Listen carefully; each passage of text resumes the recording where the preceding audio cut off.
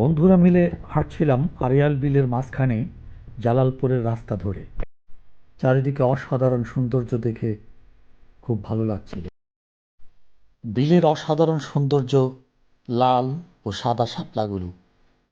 কেউ শখে আর কেউ জীবিকার জন্য এই শাপলা তুলে বিল থেকে। একটা নৌকা চড়ে আমরা সারা বিল ঘুরে বেড়ালাম। প্রাণ ছুঁয়ে যাওয়া এই সব দৃশ্য দেখতে দেখতে মনের অজান্তেই গান চলে আসে।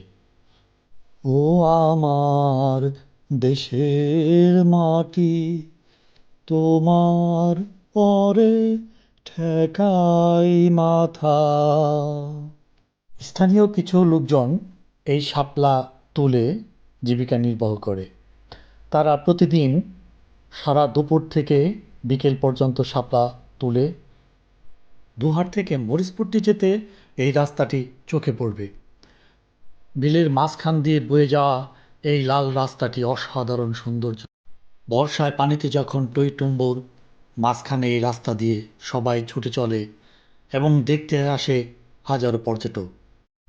বিল থেকে শাপলা সংগ্রহ করে এরকম করে স্তরে স্তরে সাজিয়ে রাখে এই শাপলা। ভোর হলেই এইসব শাপলা চলে যায় ঢাকা এবং স্থানীয় বাজারগুলোতে। দোহার, নবাবগঞ্জ, শ্রীনগর ও পদ্মার পাড় ঘেঁষে এই আড়িয়াল বিলের অবস্থান। শুষ্ক মৌসুমে এখানে চাষ হয় ধান, পাট, বিভিন্ন ধরনের শস্য। এই বিলে প্রচুর সুস্বাদু মাছ পাওয়া যায়। স্থানীয় বাজার ছাড়াও ঢাকার বাজারেও এসব মাছ ব্যাপক চাহিদা রয়েছে। এখানে সাধারণত কই, শিং, পুঁটি, ট্যাংরা, মিনি, রুই, কাতলা, চিতল, বোয়াল, কালীবাউস, মৃগেল সহ অনেক প্রজাতির মাছ পাওয়া যায়। বিল জুড়ে রয়েছে অসংখ্য ডাঙা। যেখানে বর্ষার মাছ পুকুরে আসে আর পানি কমতে শুরু করলে ডাঙার মুখ জাল বা মাটি দিয়ে বন্ধ করে দেওয়া হয়। শুষ্ক মৌসুমে এইসব ডাঙা থেকে মাছ ধরা হয় এবং বাজারে বিক্রি করা হয়। পানি কমে গেলে পেশাল দিয়ে মাছ ধরার দৃশ্য দেখতে দারুণ লাগে। আপনি কি কখনো এমন দৃশ্য দেখেছেন? আপনার অভিজ্ঞতা থেকে মন্তব্য জানাতে পারেন।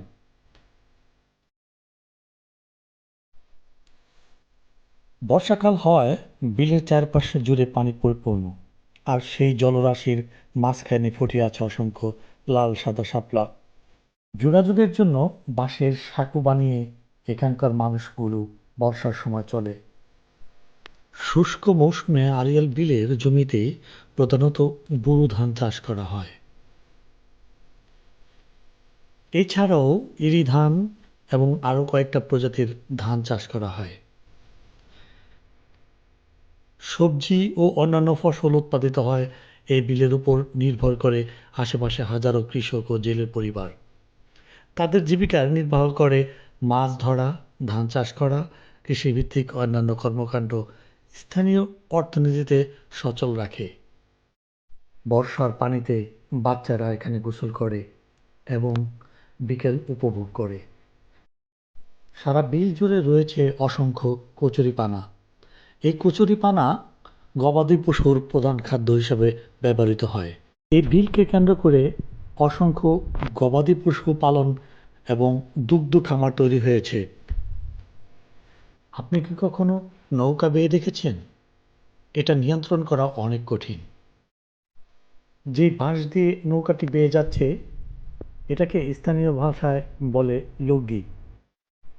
এই লগি যতটা পিছনের দিকে ধাক্কা দেওয়া যাবে নৌকা ততটা সামনের দিকে এগিয়ে যাবে। পা, হাত এবং পানির ব্যালেন্স সামনের দিকে এগিয়ে যায় অভিজ্ঞতায়।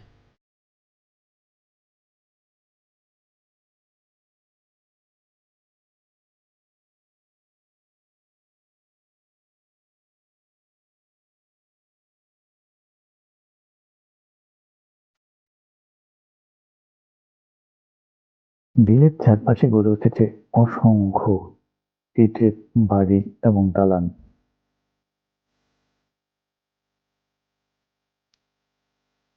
দোহার থানার জালালপুর, বোয়ালি, ডায়ারকুম, বানাঘাটা এই অঞ্চলের বড় আকারের মাছ চাষ করা হয়। জমির কিছু অংশ গর্ত করে চারপাশে পাড় বেঁধে পুকুর তৈরি করা হয়। পুকুরের চারপাশে থাকে কলা বাগান। এসব কলার গাছ সারা বছর চাহিদা থাকে এবং দেখতেও অত্যন্ত সুন্দর। সাধারণত বছরে 2 থেকে 3 বার মাছ চাষ করা হয়, ফলে এটি বেশ লাভজনক ব্যবসা। বিলের আশেপাশে উঁচু নিচু জমিতে লাউ, কচু, পেঁপে, নানান ধরনের সবজি চাষ করা হয়। বাংলাদেশ একটি কৃষি নির্ভরশীল দেশ। দেশের অর্থনীতিতে ও পুষ্টি চাহিদা পূরণের কৃষি ও মৎস্য খাত গুরুত্বপূর্ণ ভূমিকা পালন করে। কলাবাগান ও মাছ চাষ এই দুটি কার্যক্রম একসঙ্গে বা আলাদাভাবে গ্রামীণ অর্থনীতিতে কর্মসংস্থান সৃষ্টি, আয়ের সুযোগ বৃদ্ধি এবং খাদ্য নিরাপত্তা নিশ্চিত করতে সহায়ক। কলা বাংলাদেশের একটি জনপ্রিয় ও পুষ্টিকর ফল। সারা বছর কলা উৎপাদন করা যায় এবং এর বাজার চাহিদা তুলনামূলকভাবে স্থিতিশীল। কলা চাষে তুলনামূলকভাবে কম খরচে ভালো ফসল পাওয়া যায়। কয়েক বিঘা জমির উপর গড়ে উঠেছে এই মৎস্য খামার।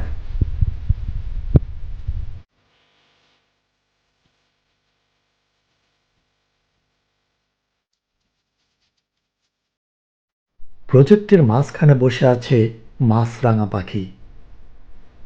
শিকার ধরার জন্য ঘাপটি মেরে বসে থাকে।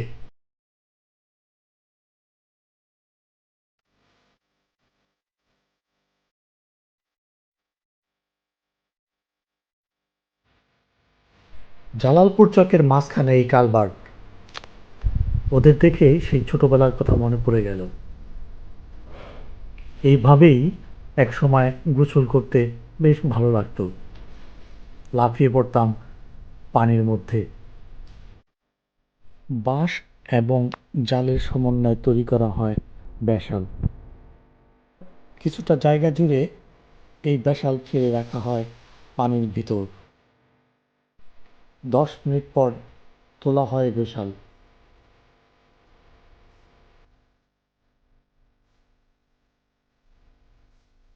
আপনারা স্ক্রিনে যাকে দেখতে পাচ্ছেন সে আসলে জেলে নয়। শখ করে এই দুপুরবেলাতেই আর ইচ্ছে হয়েছে একটু চেষ্টা করে দেখি আমিও পারি কিনা। আসলেই তাই, মাছ সবসময় জালে ধরা দেয় না। নির্দিষ্ট সময়ের ভিতরেই মাছগুলো জালে ওঠে। অভিজ্ঞ জেলেরা তাই নির্দিষ্ট সময়ের ভিতরেই এই ভেসালগুলো নদীতে ফেলে। এটা একটা ডাঙ্গা, যেটা বিলের মাঝেই পুকুরের মতো করেই এটাকে বানানো হয়, যেন মাছ চাষ করা হয় বিলের পাড়ে।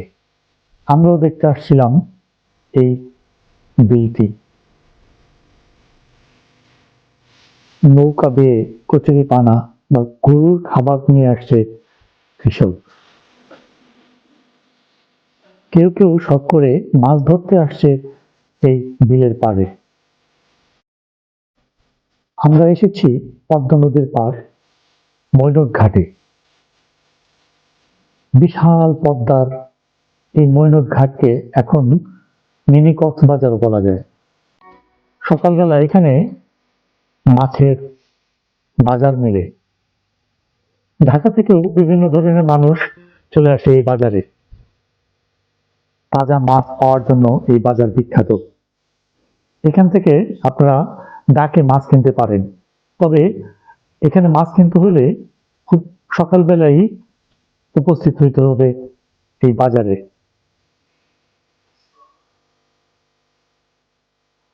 পদ্মার কি অসাধারণ রূপ! যখনই সন্ধ্যা নামে ঠিক তখনই এই ধরনের সুন্দর অপরূপ দৃশ্য চোখে পড়ে, যা এখনো ভ্রাম্যমান মানুষের মনের খোরাক যোগায়। আপনিও আসতে পারেন এই মিনি কক্সবাজারে, কিছুটা হলেও সমুদ্র সৈকতের আশা পূর্ণ হবে। যারা এতক্ষণ আমাদের সাথে এই ভিডিওটা দেখেছেন, আশা করি শেয়ার এবং সাবস্ক্রাইব করে দিবেন। ধন্যবাদ সবাইকে ভিডিওটি দেখার জন্য।